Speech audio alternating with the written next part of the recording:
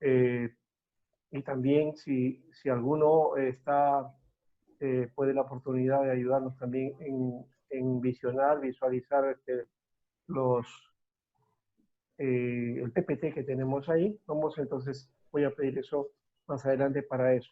No voy a pasar entonces las vistas o el PPT por medio del aparato porque no tiene ese dispositivo o tiene las limitaciones. ¿Ya? Hoy día nos toca entonces hablar acerca eh, de, de cómo se va dando el aspecto de las iglesias, ¿ya? Y sobre todo la conquista social de los evangélicos, es decir, aquellas cosas que en medio del desarrollo de la iglesia encontraron dificultades, como ya ustedes conocen acerca del caso de Pensotti, y también en alguna manera Tomás Buch, porque hubo ciertos problemas en cuanto a las normas, las leyes y el dominio, digamos, que la iglesia tenía en ese tiempo, la iglesia de Roma, y por supuesto también apoyado por la Constitución peruana, que no permitía la confesión de otra religión ni tampoco cultos de otra religión que no sea la Iglesia Católica. Eso derivaba en muchas otras cosas, sí, aspectos civiles, aspectos que tienen que ver con la cuestión de registros, ¿no? El reconocimiento de los matrimonios, de documentos, en fin, de todo lo que tiene que ver con ciudadanía, que lastimosamente no se trabajó para ciudadanos de otra religión que no sea de la Iglesia Católica. Eso se fue corrigiendo, pero miremos entonces algunos de estos aspectos y yo he puesto desde las fuerzas políticas de la era republicana. De ahí más o menos estamos arrancando entonces esta tarea. Habían dos fuerzas, digamos, de corte político o de influencia política en nuestra nación. Uno fueron las fuerzas conservadoras tradicionales, apoyadas por el clero, ¿no? Y algunos que deseaban tener la nación al estilo español, no querían que se perdiera esa tradición, y eso venía de algunos criollos que todavía anhelaban una situación, un sistema muy parecido al de España. Entonces, esa condición la encontré ahí. Pero también hay liberales que venían con este impacto que hubo de la Revolución Francesa y las nuevas tendencias en Europa, entonces querían también forjarlas en la nueva nación, ¿no? Así que estos dos, lo que se conoce como los anticlericales y los nacionalistas, que eran los liberales, y las fuerzas conservadoras, que eran las fuerzas tradicionales, ya que tenían entonces una visión más española, ¿no? Eso estaba presente en el Congreso que convocó San Martín y que estuvo activo a lo largo de nuestra historia republicana, ¿no? Y con algunos periodos de relativa tranquilidad política, ¿no? Ya que hablando acerca de esto, pues nuestra historia política ha sido bastante conflictiva, ¿no? No ha habido un acuerdo para el desarrollo de la nación, y creo que esto fue una característica no solamente aquí en el país, sino también lo fue en, en las otras naciones latinoamericanas. Chile tuvo también su lugar, Argentina en parte también, Colombia con sus conflictos, en fin, todas las naciones tuvieron esa situación, esa dificultad, y lo conocemos también, ¿por qué? Porque los mismos libertadores, ¿no? San Martín y Bolívar tenían una diferencia de opinión en cuanto a cómo hacer de estas repúblicas, de las nuevas naciones, ¿no? San Martín quería hacer un protectorado al estilo monárquico, ¿no? Y Bolívar quería más una república, no más de corte democrático, más popular. Así que no se ponían de acuerdo en ese aspecto, ¿no? Y decíamos también que había entonces periodos de relativa tranquilidad, ¿no? Con algunos avances de sentimientos liberales, ¿no? Eh, Se producía una corriente de ideas liberales cada vez que ascendía al poder un gobierno que procuraba mantener la tranquilidad interna por medio de un régimen autoritario fundado en la ayuda extranjera, ¿ya? Y una alianza con la Iglesia Católica, como en el caso de Leguía, ¿no? Eso más o menos fue en su momento. Eh, Muy bien, alguien lo está, el pastor Timoteo lo está compartiendo, gracias. La siguiente, entonces, dice, la mayoría de protestantes que llegaron a Perú a fines del siglo pasado estaban convencidos que la política no tenía nada que ver con la religión y por eso apoyaban a los liberales en su lucha con la injerencia católica en asuntos de Estado. ¿Por qué? Porque desde inicios de la República, la Iglesia Católica estuvo muy presente en los quehaceres del asunto de Estado. Especialmente habían sacerdotes que llegaron a ser parte de los primeros congresos de nuestro país. Ahí está Bartolomé Herrera, por ejemplo, ¿no? Y otros más que representaron, entonces, de alguna manera los intereses de la Iglesia y el corte tradicional. Los liberales y los evangélicos estaban de acuerdo en cuanto a la necesidad de un programa educativo para el progreso del país. Por eso es que estos misioneros que vinieron conscientes del beneficio de sus escuelas traían al país, entonces trataron de poner esto al servicio de la nación.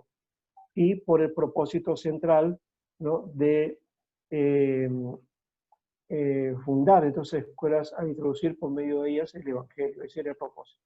Estas escuelas desempeñaron un papel importante en la implantación del modelo y del movimiento evangélico. Eso fue el inicio.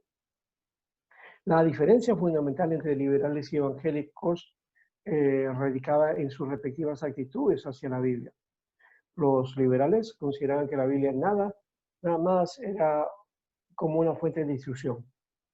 En cambio, los evangélicos la consideraban pues la palabra de Dios y como el modelo de vida.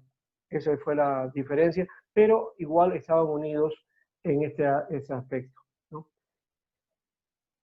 Ahora, a partir, aquí estoy haciendo una resumen, creo que voy a ir más adelante porque estamos hablando de la conquista de los evangélicos a partir de la caída de Leguía, pero que fue, bueno, en todo caso vamos a trabajar este aspecto que no es el 30, es mucho más atrás, es decir, antes de más o menos entre la primera y segunda década del siglo XX. Los evangélicos gozaban entonces de cierta libertad hasta más o menos esa época de Leguía, pero durante el tiempo que lograron importantes conquistas en el plano social, es esa más o menos etapa, entre 1900 al 1920 más o menos, o 25 por ahí. Entonces, aquí encontramos a Juan Rich. Rich es el fundador de la Iglesia Evangélica Peruana, ¿no? Y nos refiere estos hechos en relación a la región central del Perú de la manera siguiente. Creo que la semana pasada hablé algo de eso y voy a repetir, o vamos a afirmar más bien este hecho que sucedió en el sur, en la región central del Perú y también en el sur. Vamos a pasar, seguimos, estamos ya en las otras vistas, se ha quedado en la, ya, en la siguiente todavía, la siguiente, ya. En el proceso de crecimiento y formación de la iglesia, que podríamos llamarle iglesia nativa en la región central del Perú, se suscitaron los problemas relativos a las escuelas, hospitales, orfanatos y los cementerios, como ocurre en la mayoría de los campos de misión, ya que muchas de estas discusiones prolongadas y repetidas entre misioneros y líderes nativos, se acordó pues entonces evitar que se contribuyera a hacer de la congregación evangélica un grupo aparte, en lugar de un grupo que realmente pueda influenciar o también participar dentro de la comunidad. Esta actitud mental entonces ayudó a la solución de varios problemas sociales que surgieron como consecuencia de ese encuentro, ¿no? Y también, por supuesto, de el lugar a una confesión que no era tan vista en su momento. En cuanto a la referencia a los cementerios, cada pueblo o ciudad tenía su cementerio, el cual la legislación del país no definía quién era el propietario. Los cementerios eran provistos y cuidados por la gente del pueblo, pero los sacerdotes eran los que hacían los cobros y eran los que participaban y hacían ver quién o no participaba de los servicios funerales. Y procedían como si los cementerios fueran propiedad de la Iglesia Católica. Y en alguna manera se consideró así, ¿no? Pero los cementerios públicos dominados entonces por la Iglesia Católica. Ellos prohibían que fueran enterrados los restos de cualquier evangélico. Consideraban que eso era una especie de desacralización del campo santo de los fieles, ¿no? ¿Por qué? Porque consideraban fieles solamente a los católicos. A los cristianos los que los consideraban, o los evangélicos, eran considerados como herejes, ¿no? Entonces, estos herejes no podían estar junto a estos restos de fieles santos, ¿no? Entonces, eso era como un atentado contra la ley eclesiástica. Es decir, la Iglesia Católica reclamaba porque tenía sus propias leyes, sus propias normas, y en las leyes eclesiásticas no permitía, entonces, un hecho como ese. Ahora, cuando un miembro de una familia acababa de fallecer y sus restos mortales estaban esperando sepultura, no era tiempo para enfrascarse en contienda acerca de los derechos de tierra. Era más bien una oportunidad para obligar a las autoridades civiles, pues, a actuar rápidamente, ¿no? Pero el sacerdote entonces impedía el acceso al cementerio de la ciudad, aun cuando la familia rehusaba enterrar su muerte en algún otro lugar. Insistían en su derecho a sepultarlo en el mismo lugar donde estaban sus padres enterrados. Así que tenía que intervenir la autoridad civil poniendo a un lado al sacerdote. Ahora, la sepultura de un evangélico se lleva a cabo en un área que los sacerdotes consideraban reservada para esto. Así que de alguna manera estaban separados y le daban un lugar diferente a lo que la mayoría católica, ¿no? Era permitido. Para encontrar entonces la solución ante la actitud del clero católico, entonces abrir el cementerio para no católicos, ¿no? Era la única forma, ¿no? Estos cementerios separados pronto llegaron a ser objeto de comentarios despectivos de los sacerdotes, quienes decían que es el cementerio del corral, donde se tiran a los perros muertos y donde se arroja la basura. Como resultado, se ultrajaba toda noción de decencia ante la idea de ser enterrado ahí. Esto estamos comentando y quizás es como parte de la historia. No estamos aquí para digamos, levantar un poco los ánimos contra la Iglesia Católica. Esa fue la actitud que tuvo en su momento, en su tiempo. Eso, gracias a Dios, ya pasó. Pero hay necesidad de conocer ese sufrimiento, esa presión y en alguna manera también diríamos la persecución que se tuvo en ese tiempo para con nuestros hermanos. Así que esto era pues más o menos lo que se decía, ¿no? Ese lugar entonces ultrajaba la noción de decencia. Bueno, en la región central se adoptó la postura de que siendo los cementerios propiedad de los habitantes, había que insistir en los derechos de ser sepultados allí. Y en muchos lugares los evangélicos han sido sepultados en cementerios públicos, estableciendo precedentes, porque hasta ese momento se impedía, ¿no? Entonces hubo una, digamos, la existencia hacia los derechos que también le existían como ciudadanos y lograron de alguna manera superar esta situación. Pero fueron situaciones escasas, lastimosamente, no fueron para todos. Y aquí vamos a mirar algo que ya la semana pasada hablamos, pero que sería bueno repetir ahí con la fecha exacta, ¿no? Porque estamos hablando de esos 30 primeros años de, del inicio del siglo XX.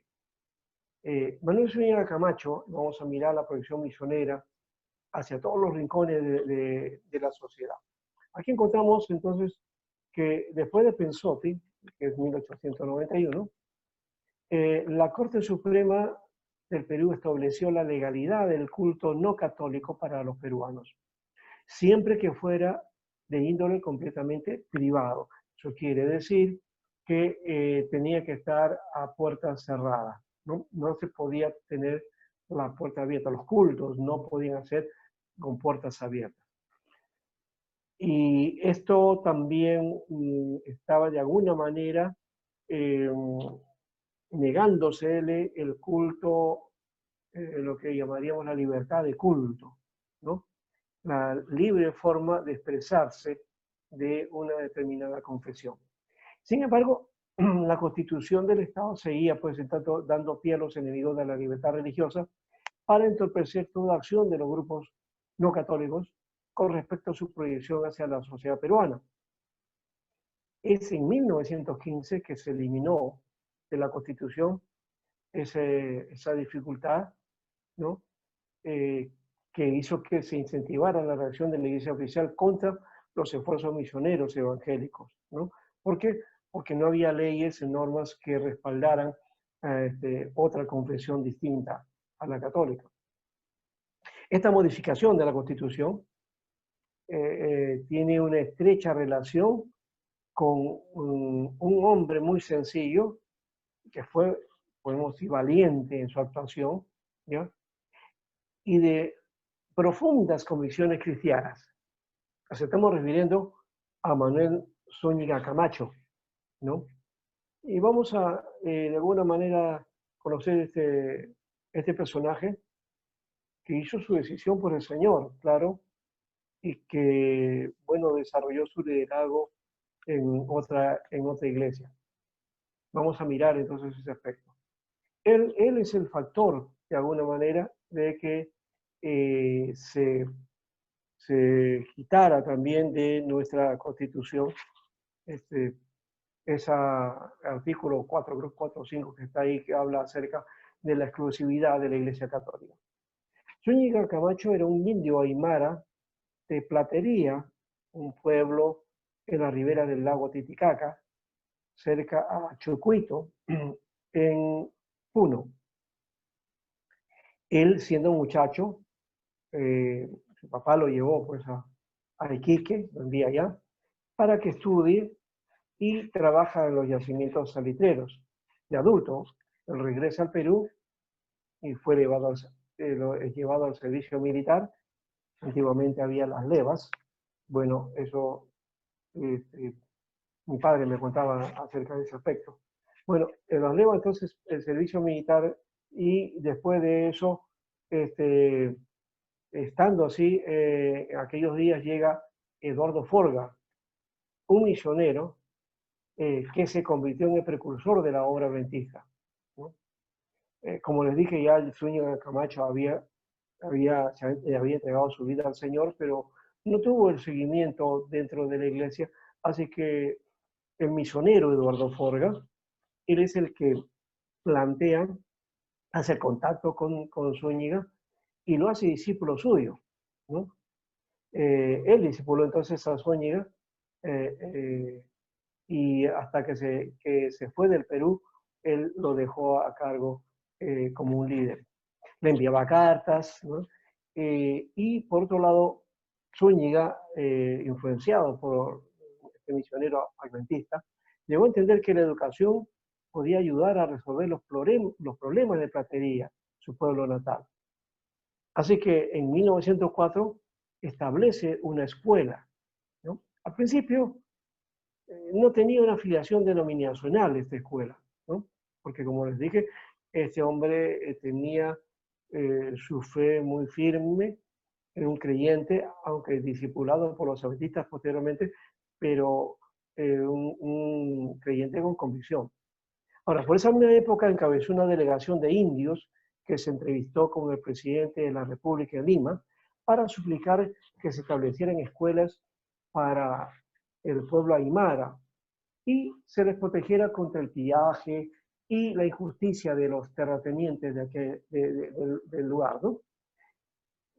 Bueno, como se dan cuenta, era un hombre también muy especial y que tenía una vocación social también, ¿no? Creo que esto es una tarea que también los misioneros o el contacto y la situación que él vivía lograron darle la visión cristiana también a ese aspecto. Comienzo de la obra misionera denominacional. Vamos a mirar aquí, y creo que no sé si acá está Pensotti, este es Tomás Buch, ya. Eh, Creo que aquí faltó un poquito más ya. En lo de platería hay un dato que está faltando, ¿ya? Y se trata de este hecho, ¿no? Estando entonces en el pueblo, el párroco de la ciudad y también asusa a los nativos ahí, a gente para apedrear el local de Zúñiga Camacho, ¿no? Y es el primer momento de esta situación. En otro momento eh, habían tomado a unos nativos y los obligaban a que se arrodillen y que les rindan pleitesías al párroco que estaba ahí. El caso es que lo quieren tomar a Zúñiga Camacho, pero como él tenía injerencia sobre los demás, entonces se resistieron, ¿no? Se resistieron y uno de los oficiales que acompañaba a este obispo agarró y maltrató a Zúñiga Camacho, ¿no? Obligándolo a tirarse al suelo. Y esto, por supuesto, los otros nativos también son obligados a arrodillarse, ¿no? Como teniendo dominio. Y el obispo decía que lo que estaban haciendo ahí estaban pervirtiendo a los indios, ¿no? Porque querían darles educación y eso no era la voluntad de Dios, ¿no? ¿Ya? Ese ir contra la voluntad de Dios. Bueno, Zúñiga, entonces, este caso es que se toma este pleito, esta situación, él enjuicia al obispo y luego este caso llega hasta Lima, ¿no? Y en Lima es tomado también el caso y por ese motivo un congresista de corte liberal toma la propuesta para quitar del artículo 4 esa frase de no permito otro culto que no sea católico. A partir de este incidente en Platería, entonces se da esta situación, ¿no? Muy bien, así que sin querer también todos los adventistas han estado ligados a este aspecto del culto, de la libertad de culto en nuestro país, que al final ha servido para que todos puedan tener acceso. Bueno, ya hemos tratado de alguna manera acerca de los comienzos de la obra metodista con la vida de Pensotti, ¿se acuerdan? Bueno, esta parte de Zúñiga era solamente la parte social, la parte de los conflictos que hubieron y la necesidad también de dar una nueva tónica al movimiento y también un respaldo que la Constitución y las leyes pudieran darle para el desarrollo de la obra, ¿no? Hay que conocer ahora la continuidad de la labor de lo que dejó Pensotti y de las otras denominaciones que llegaron a nuestro país. Así que vamos a tratar en detalle en esta parte sobre los esfuerzos misioneros de acuerdo al orden cronológico, ¿no? Esto lo vamos a mirar aquí, miramos el caso. Ya hablamos de la congregación fundada por Pensotti, que se constituye luego en la Iglesia Metodista Oficial y que trae al Perú a Tomás Buch. Tomás Buch era un pastor inglés también que vino a apoyar la obra de Pensotti, ya que él en 1891, después de muchos meses que fuera liberado, ¿no? Deja el Perú, ¿no? Y Buch se queda a cargo de la obra. Es a partir de Tomás Buch que la obra metodista se proyecta del Callao al interior del país. Buch sigue, pero no era inglés, era americano y tenía un gran dominio del castellano y era un excelente comunicador. Cuando llegó al Perú, lo primero que hizo fue instalarse a Lima en 1892 para establecer una congregación. Y unos años después, en 1906, funda el primer Instituto Bíblico de Lima, ¿no? Es fundamental conocer ese aspecto y señalar esa fecha, ¿no? El primer Instituto Bíblico de Lima fue formado en 1906. Y vamos a decir por qué, porque más adelante se va a formar el que va a ser el Seminario de La Molina, pero este es uno de los primeros y que tuvo otro correlato. Para la capacitación teológica de los peruanos, entonces empieza una tarea de formación de líderes. ¿Ya? Con la ayuda de los graduados se logra establecer varias iglesias en la costa y en la sierra. Sin embargo, la obra educacional es en lo que va a ocupar más tiempo y energía. Recuérdense que esa era la vocación de los misioneros que vinieron al comienzo, tanto presbiterianos, tanto como metodistas. Entonces, Tomás Buch fundó varias escuelas en el Callao y fundó 3 escuelas en Lima. Dentro de ellas, una fue lo que se conoció como el Lima High School. El Lima High School, que más o menos tuvo su nombre hasta la década de los 70, ¿no? Cuando el gobierno militar, entonces para quitar todo corte americano o inglés, entonces le quitan los nombres en inglés, ¿no? A los colegios. Y este colegio se iba a llamar María Alvarado, ¿no? Una de las directoras que tuvo este colegio. Entonces, María Alvarado, entonces, que fue fundado en el año 1906.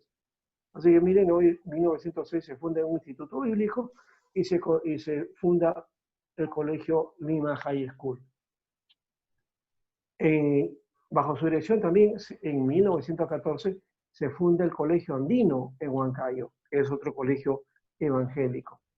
Y entiendo también que hay otro colegio, el Colegio América, en el Callao. Bueno, Buch no hizo énfasis en la labor de iglesia como lo hizo Pensote. En realidad, él puso esto en segundo plano. Su prioridad fue la educación. Y esto es lo que ha caracterizado la obra metodista en el Perú. Así que la participación metodista en la educación permitió una contribución y una sólida ayuda a la nación a preparar hombres y mujeres que luego ocuparían cargos importantes en el desarrollo de la nación.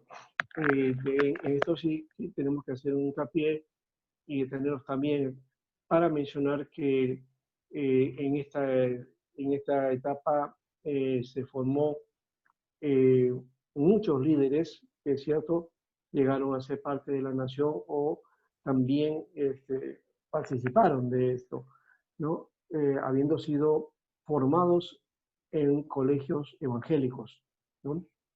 Muchos de ellos posiblemente no fueron evangélicos, pero sí llevaban los principios que el colegio les estaba dando, y algunos sí, es haber enfatizado la educación teológica que proveyó de personal capacitado para las labores de la iglesia. Este instituto que fundaron en Lima funcionó hasta 1916, o sea, 10 años. Y después de una larga trayectoria de discontinuidad, porque cesó, ese instituto se reabre y se va a formar lo que se conoce como la Comunidad Bíblica Teológica, la CBT, ¿ya? Que funcionó hasta mediados de los años 90, ¿no? Ya no existe esta comunidad bíblica teológica, ¿ya? Esta institución se convirtió en la propagadora de la teología de la liberación en sus últimos años, ¿no? La CBT, especialmente estamos hablando, ¿no?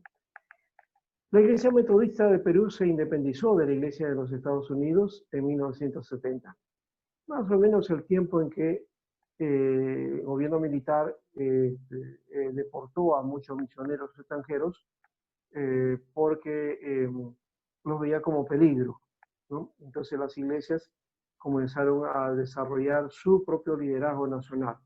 Así que este fenómeno de la iglesia metodista se da también en las otras iglesias, ¿no? A partir de esa época, la iglesia metodista desarrolló un ministerio laico que le ha ayudado a sobrepasar la crisis del cese de ayuda extranjera. La denominación orienta su labor a la obra social y a la educación. Bien, hasta ahí ese aspecto de metodismo y de la tarea que realizó fuertemente, de tarea social, que para ellos es también una tarea espiritual, ¿no? Dos cosas, ganar el alma, pero también ganar el espíritu, el desarrollo, la mente y también influenciar en la sociedad. Vamos a mirar aquí una obra pionera conjunta. Está ahí la RMBU, la EUSA y la ACM. ¿Qué son esas siglas? Vamos a mirar aquí. La RMBU es la Region Beyond Missionary Union. Es la Unión Misionera para las regiones lejanas o las regiones extranjeras, que ha tenido mucho que ver en la formación de iglesias y denominaciones de nuestro país, ¿no? Ellos tuvieron una especie de, digamos, de participación fuerte en las dimensiones que fueron viniendo a nuestro país y luego ellos contribuyeron de alguna manera. Pero al comienzo optó con otras denominaciones, como la Alianza Cristiana y Misionera, ¿no? La Christian Missionary Alliance, que también a la sazón era un movimiento misionero, nada más, ¿no? No era exactamente una denominación, ¿ya? Y sale aquí como denominación, pero en realidad en ese momento no era una denominación. La Alianza Cristiana y Misionera se forma como denominación en el año 29. Y bueno, y también estaba la EUSA, que es la Unión Evangélica Sudamericana, en inglés era la Evangelical Union of Sudamerica. Por lo cual, entonces hay también una dificultad con respecto a esto de distinguir la labor de los tres por separado. ¿Por qué? Porque actúan en conjunto, ¿no? Vamos a mirar ese pequeño aspecto. Aún así es posible distinguir la labor de la Unión Evangélica Sudamericana. ¿Por qué? Porque su ubicación en nuestro territorio fue al sur, ¿no? ¿No? Hicieron su labor en el sur y mayormente lo hicieron en Arequipa, Cusco y Urcos, ¿no? Y se va a formar por ahí más adelante lo que se va a conocer como la Iglesia Evangélica Peruana. La obra que involucraría a estas tres empresas misioneras tiene a Carlos Bray como vínculo de unión, ¿no? Este era un joven predicador inglés que vino al Perú y empezó su ministerio en el Callao, vinculado a la familia Peterson. ¿Se acuerdan que mencionamos esto también? Anteriormente hablamos de Peterson. Uno de los primeros frutos de su ministerio fue Alfonso Muñoz, quien luego se convertiría en una de las clases de la escuela dominical, ¿no? Muñoz va a llegar a ser, no me equivoco, pastor o familia de los Muñoz, que van a tener mucha influencia en la iglesia evangélica peruana. En 1894, Bray se trasladó a Lima, donde empieza a hacer reuniones en su propia casa, y desde 1896, en un salón de la calle Negreiros, ¿no?, comienza entonces su labor, ¿no? Años después pasaría a la calle Mandamientos, ¿no? Este viene a ser el origen de lo que ahora es la iglesia Maranata, que está en la avenida Brasil, ¿no? La calle Mandamientos es lo que hoy día es una calle central en Lima, bueno, que está más o menos distante de la Plaza San Martín y donde quedó y todavía queda ahí, creo, la librería del Inca, ¿no? La librería del Inca. Entonces, bueno, hablando de Bray, él se las ingeniaba para mantener un ministerio independiente, a pesar que la Alianza Cristiana y Misionera lo había enviado, ¿no? Esta misión era pagar los pasajes para venir a Lima, ¿no? Como dije, la Alianza Cristiana y Misionera era una misión, ¿no? Y le combinó para trabajar ligado a ellos y bajo un sueldo.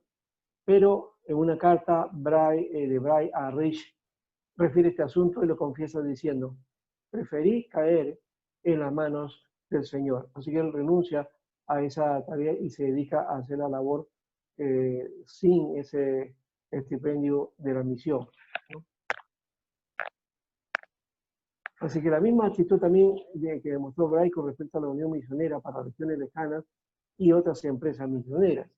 Así que cuando salió del Perú en 1902 dejó la congregación de negreiros a cargo de Tomás Cure, ¿no?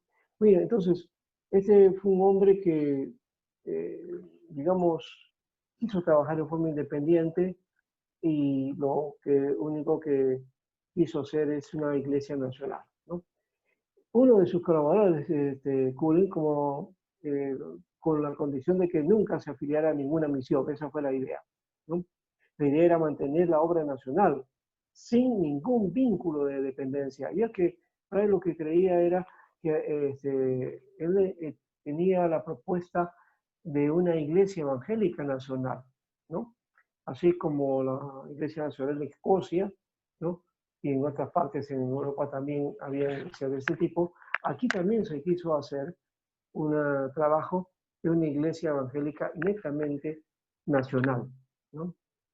Y eso es lo que también impuso Cooler, ¿no? A su sucesor, James Watson. Pero este aceptó en 1907 la ayuda de la Unión Misionera para regiones extranjeras, ¿no? Entonces hubo ese vínculo y de alguna manera pues, también la influencia de misioneros extranjeros. Esta decisión de Watson hizo que Juan Rich, un misionero de esta organización, se convirtiera en su colaborador y posteriormente dirigía la labor misionera de una naciente denominación nativa que se derivaría de la obra pionera de Bray y que se llamaría la Iglesia Evangélica Peruana.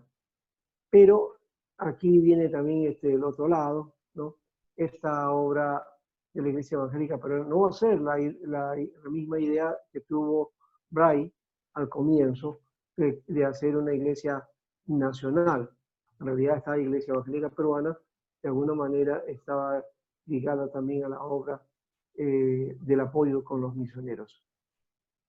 Bueno, más adelante vamos a mirar qué pasó con esta iglesia. Estaban unidos con la Alianza Cristiana y Misionera, recuerdo. Simultáneamente se llevaba a cabo la obra en Arequipa a cargo de colportores, miembros de la iglesia de la calle Negreiros.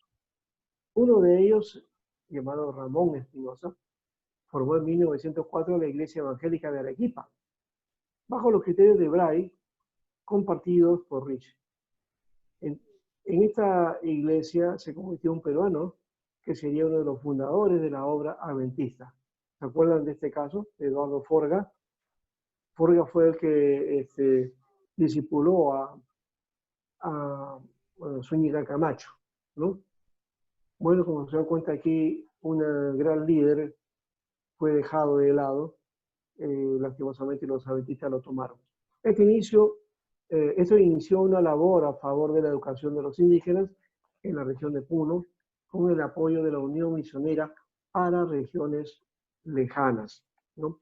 Esta Unión Misionera para regiones extranjeras no distinguía de alguna manera la diferencia con la iglesia adventista. Así que al comienzo de esta tarea misionera, también los adventistas estaban mezclados, ¿no? Más adelante se va a hacer ya las diferencias y por supuesto va a haber bastante alejamiento para con ellos. Y por supuesto tampoco aquí no se les considera a los adventistas como evangélicos, ¿no? Por otro lado, la obra del Cusco tuvo muchos contratiempos, pero finalmente se logró enfocarlo desde el ángulo empresarial ¿no? El ángulo empresarial, con la ayuda de la misión mencionada y de una compañía en Londres que fueron constituidos a partir de 1900, las industrias misioneras del Cusco. Bueno, lamentablemente el proyecto no cumplió los objetivos misioneros, ¿ya? Más efectivo fue el proyecto de hacienda misionera cerca del Cusco. Se estamos refiriendo a la hacienda de Urcos, cerca de Calca. Aquí una adquisición de esa hacienda que se formalizó en 1911. Estos fueron los esfuerzos entonces de las empresas misioneras que, unidas a pesar de las dificultades que se les presentó, nos dieron un ejemplo de trabajo en grupo desde los comienzos de la obra evangélica. Si se dan cuenta, esta historia hasta aquí, la obra no diferenciaba, ¿no? Como que estaban en el mismo objetivo de hacer, formar y desarrollar la iglesia, especialmente hacer una iglesia nacional. Por supuesto, apoyando otras obras independientes. Bueno, ese más o menos fue la idea, ¿no? De que empezó la tarea en donde en conjunto se desarrolló la iglesia en el Perú, ¿no? Qué bueno que si ese espíritu hubiera continuado, ¿verdad? Si hubiéramos podido nosotros asumir en esta parte de la historia ese modelo, hoy día sería diferente la historia de nuestra iglesia, ¿verdad? Entonces, aquí podemos hacer algunos comentarios, si ustedes desean, antes de ir hacia el otro punto, ¿no? Esta historia que... Sí, adelante, sí. Sí, profesor, para resaltar, estaba leyendo el último diapositiva, ¿no? Resalta mucho el trabajo en equipo que tenían las misión, bueno, que se hizo en las misiones, los misioneros, ¿no? Así es. Resaltan desde los comienzos de la obra evangélica, ¿no? Luego Exacto. que como pensó a ti, luego que salió, entonces ahí inició el trabajo misionero, pero en equipo, ¿no? Y Claro, empiezo, no, primero vino, pensó que vino Tomás Book y quienes desarrollaron esto fue que ya hemos mencionado a Rich y a Bright, ¿no? Bright primero y después Rich, ¿no? Que fueron los elementos claves en esta tarea, ¿ya? Y por supuesto también lo que son clave es estas tres organizaciones, ¿ya? Que hemos mencionado, ¿no? ¿No? La Unión Misionera para Regiones Extranjeras, la Alianza Extranjera Misionera y la Unión Evangélica Sudamericana. Esas son las tres instituciones misioneras que se unieron para formar una tarea. Claro, algunos misioneros trabajaron de forma independiente, aún siendo de estas misiones, distinguieron entre una iglesia nacional propiamente, y ese era el esfuerzo, mientras que las otras misiones, la idea era de apoyo a estas iglesias, ¿no? Los misioneros, ese fue creo que después el lío, el problema que tuvieron ellos. ¿Por qué? Porque querían una iglesia nacional sin injerencia de misioneros extranjeros, ¿no? Esa idea fue calando más fuertemente. Y la otra era que los misioneros tenían influencia en las obras que ellos realizaban, ¿no? Entonces, esas dos ideas se fue forjando más adelante y luego ya ese trabajo de la Iglesia Evangélica Peruana, ¿no? Se rompe, la Alianza Cristiana Misionera SADE, y se forma ya una denominación y la Iglesia Evangélica Peruana aparte. A eso se le llama la primera división, pero en realidad no fue una división exactamente del asunto, pero cada una se fue por su lado, ¿ya? Y eso fue lo que empezó ese espíritu después a manifestarse, y bueno, comenzaron otros grupos a formarse así, ¿no? Muy bien, ¿alguien más que quiera participar de esta parte? Bien, vamos entonces a ir a la Iglesia Evangélica Peruana. Vamos a mirar entonces ya a la Iglesia Evangélica Peruana como denominación, porque recuérdense, el caso de Bray era hacerlo en una iglesia nacional, ¿no? La idea era una iglesia nacional independiente de los misioneros. Podría haber quizás alguna relación con los misioneros, pero no una influencia directa de parte de ellos, cosa que sí se hacía con las misiones del sur y también las misiones extranjeras. Así que había ese tipo de situaciones. La Iglesia Evangélica Peruana que tiene como fundador a Juan Rich, ¿no? Es el misionero que hizo su labor. Bray, ya hemos dicho, fue el que tuvo otra idea y ambos de alguna manera son protagonistas de la tarea evangélica en el Perú. Así que él llegó como fundador, como misionero de la Unión Misionera para Regiones Lejanas. Este misionero tuvo el apoyo cercano de 3 colaboradores nacionales. Aquí estuvo un tal Juan de Dios Guerrero, a quien Rich entrenó para la labor misionera. Cuando llegó al Perú, vino sin afiliación denominacional, ¿no? Bueno, él tuvo 3 colaboradores, pero uno de ellos fue entonces Juan de Dios Guerrero. No tengo el nombre de los otros 2, en este caso. Ahora, pero llega entonces sin afiliación denominacional, o sea, él trabajaba para una misión y no tenía una denominación a la cual representar. ¿Ya? Él, sin ideas fijas en cuanto al gobierno de la iglesia, salvo que las congregaciones necesitaban pastores, él que se había criado en una iglesia presbiteriana de Escocia, ¿no? Y después de su conversión se asoció a una iglesia llamada el Tabernáculo de St. George's Cross en Glasgow, donde se reunió bajo la dirección de su pastor, ¿no?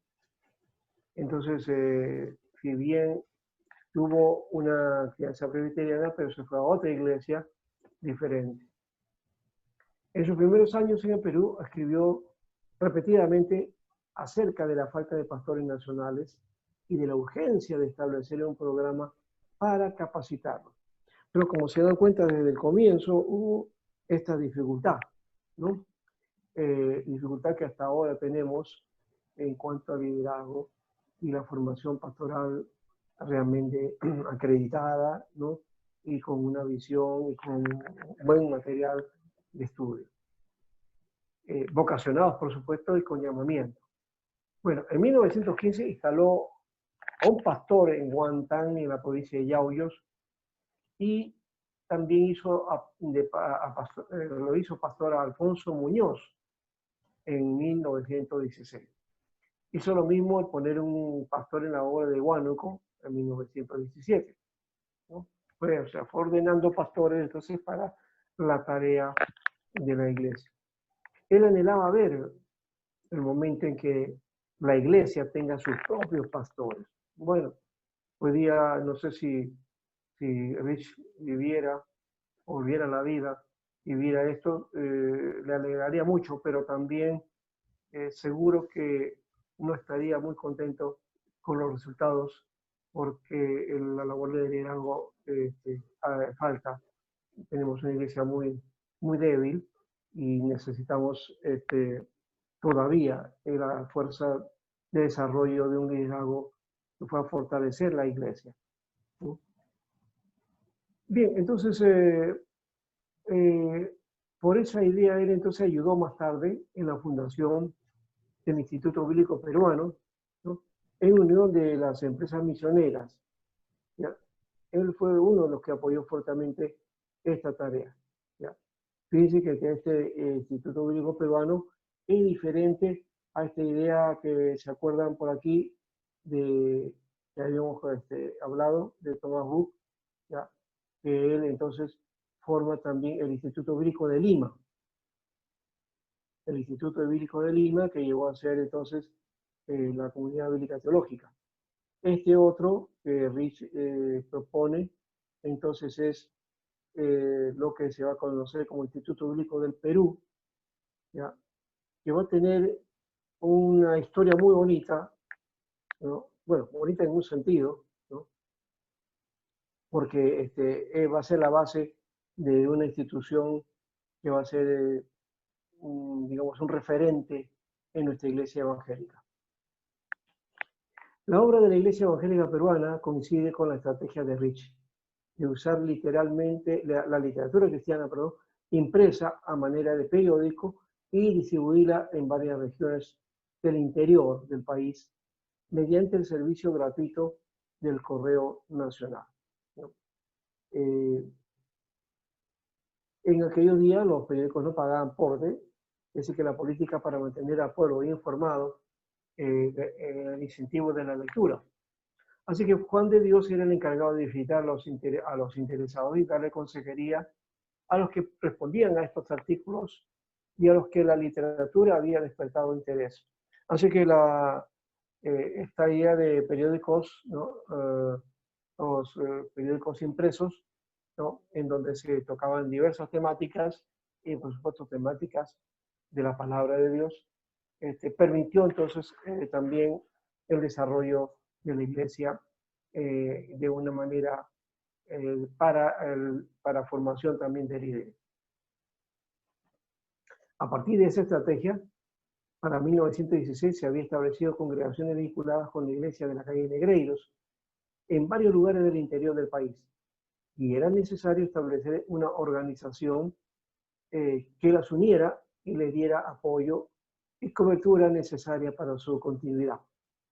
Así fue que Rich convoca una reunión en 1919 para establecer un sínodo. Este primer sínodo fue presidido por Alfonso Muñoz, ¿no? Uno de los primeros líderes de la Iglesia Evangélica Peruana.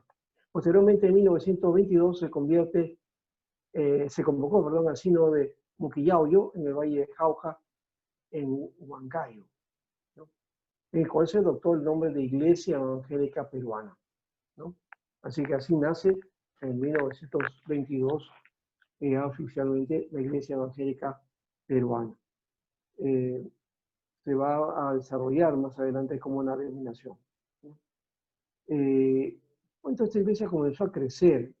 En los primeros momentos, hoy día la obra de la Iglesia Evangélica Peruana se ha detenido de alguna manera, pero en ese tiempo pues, se desarrolló y fue una de las pilares para el desarrollo de la obra evangélica. Este crecimiento llevó a la organización de presbiterios trimestrales, ¿no? Entonces ya tenían sínodos, que era la Asamblea General y los presbiterios. Así que tanto el sínodo anual como los presbiterios trimestrales eran acontecimientos de comunión, estudios bíblicos y edificación mutua. Si ustedes se pudieran a pensar, a rememorar o tratar de quizás graficar lo que ocurrió en ese tiempo, es que la iglesia vivió bajo un carácter comunitario, ¿no? Eso fue un elemento que mantuvo por un tiempo muy fuertemente y que desarrolló, digamos, relaciones, pero también desarrolló el liderazgo. La Iglesia Evangélica Peruana en su trabajo de extensión tuvo la colaboración de la EUSA, es decir, la EUSA ya hemos dicho que era esta empresa de trabajo misionero del sur, ¿no? Por medio de ella se llegó a lugares de la serranía peruana levantando iglesias en ellas. Se hizo obra en todo el sur y en el centro del Perú, ¿no? La Edición Sudamericana, como así se conoce, concentró sus esfuerzos por la evangelización del indígena quechua. Y así se abrió una obra en Sicuani, un pueblo muy importante en el Cusco. Hoy la Iglesia Evangélica Peruana todavía tiene esa iglesia en Sicuani, ¿no? Y sus sínodos en ocasiones los hace ahí, en Sicuani. Esta obra en Cusco decayó, pero por la perseverancia de Jacinto Guzmán continuó. Y después de la Segunda Guerra Mundial, los misioneros volvieron a Cusco y ayudaron a establecer la obra en forma definitiva. En 1957 construyeron su templo y en 1959 llamaron a su propio pastor. Como se dan cuenta, la iglesia se fue consolidando y se desarrolló entonces una tarea que Los misioneros habían empezado con los líderes peruanos. También se realizaron obras importantes en Arequipa con misioneros comprometidos a esta causa. Realizaron labor evangelística, crearon institutos bíblicos, formaron colegios evangélicos y siempre hubo presencia de misioneros en esta tarea. Otros pueblos como Nazca, Pisco, Ica, Mollendo, aunque hubo poca ayuda misionera, pero las iglesias se fueron desarrollando. Y hoy día podemos decir que la Iglesia Evangélica Peruana tiene pues, obras o iglesias en esos lugares, ¿no? No son fuertes en un sentido, no son, digamos, de influencia fuerte en sus lugares, pero son iglesias que están ahí desarrollando la y la obra. Y debemos valorar a esta iglesia que conocemos como la Iglesia Evangélica Peruana, ¿no? Una tarea que en un momento se quiso realizar como una iglesia nacional, como fue la idea de Bray, ¿no? Pero que no se pudo cristalizar en esa manera. Porque más adelante surgen algunos problemas y quizás aquí esto no lo he puesto en el documento, pero también pasa ya esto por el año 29 una dificultad entre esta iglesia evangélica peruana frente a los misioneros, ¿no? Que especialmente eran de la Alianza Cristiana y Misionera. Habían estado colaborando juntamente y la iglesia, los líderes nacionales de la iglesia evangélica peruana, deciden no tener la ayuda y el apoyo de estos misioneros, ¿no? Entonces surge el conflicto y bueno, estos misioneros se retiran. A retirarse, la obra hecha por los misioneros queda en manos de la Iglesia Evangélica Peruana, ¿no? Y la Alianza Cristiana Misionera se queda solamente en Huánuco. En Huánuco fue la obra, las demás las dejó y empieza entonces su labor de esa manera. Y luego ya se va desarrollando como denominación y aparece entonces la Iglesia Alianza Cristiana Misionera a partir de 29, ¿no? Ligada a la relación con los misioneros americanos, ¿no? Y la Iglesia Evangélica Peruana trabajando con líderes nacionales, ¿no? Esa fue la diferencia y esto es lo que se le llama la gran división, la primera división a la que hice referencia al comienzo, ¿no? Muy bien, eso fue más o menos la historia. Un poco vamos a mirar el otro rostro de la historia, pero quisiera ver esta situación. Bueno, aquí creo que estaba justamente, todavía no nos habíamos quedado, creo que estaba mirando al otro lado. Vamos a mirar entonces un poco de historia. El misionero británico Carlos Bray de la Iglesia de los Hermanos Libres llegó al puerto del Callao el 17 de junio de 1893, fecha que se considera el inicio de la obra de la Iglesia Evangélica Peruana, ¿no? Por eso que ellos dicen que ya tienen más de 100 años. Recién llegado tomó contacto con la señora Peterson, de nacionalidad sueca, quien residía en el barrio porteño de Chicuito, donde se realizaban cultos solo para extranjeros, ¿no? ¿Se acuerdan esa primera iglesia? Bray la motivó para poder abrir reuniones evangelísticas para peruanos. Entonces, Bray fue el impulsador de ese trabajo. A poco tiempo la naciente congregación se trasladó al centro de Lima.